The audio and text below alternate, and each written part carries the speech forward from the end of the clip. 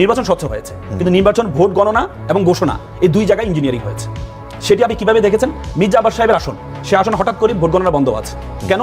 ওনার যে ballot paper, সেই ballot পেপারের লাস্টে ওনার মার্কাটা ছিল, সেখানে পাশে ফাঁকা ছিল, সিলগুলো সেখানে পড়েছে, বলেছে এটা কাউন্টেবল হবে না, প্রথমে বলেছে, পরবর্তীটাকে কাউন্ট করে ওনাকে জয়ী ঘোষণা করা হয়েছে। সেম ক্যাটাগরিতে মামুনুল হক সাহেব, সেরকম কয়টা ভোট ছিল? সে পায় 4000 ভোট। সে একইভাবে মামুনুল হক সাহেব, তারও সেম ভাবে সর্বশেষ মার্কাটা রিক্সা মার্কাটা ছিল, সেখানে ফাঁকা ছিল, ওই জায়গায় অনেকে সিল মেরেছে, সেগুলোকে কাউন্টে ধরা হয়নি। তাহলে আপনি নির্বাচন কমিশন, আপনি এক জায়গায় দ্বিচারিতা যে করছেন, এক জায়গায় আপনি কাউকে কাউন্ট করছেন, আবার আরেক জায়গায় আপনি অন্যকে কাউন্ট করছেন না। এবং কিছু আসনে আপনি দেখেছেন, এই আপনার এই কি বলে আপনার তারেক রহমান সাহেবের যে আসনটা, এই আসনটা 17টা কেন্দ্র এখনো ঘোষণা বাকি, তার আগে আমরা মিডিয়াতে দেখেছি কি ঘোষণা হয়ে গেছে, উনি জয়লাভ করছে ওই আসনে। অথচ জামাতের আমিরের প্রত্যেকটা 132টা আসন, প্রত্যেকটা আসন যখন এই কেন্দ্র হয়ে গেছে, এরপর ঘোষণা করা হচ্ছে না। তখন হচ্ছে আমরা মিল্টন সাহেবকে দেখি, উনি ফেসবুকে 12টা বাজে ফেসবুক স্ট্যাটাস দিয়েছেন যে আমি জয়লাভ করেছি।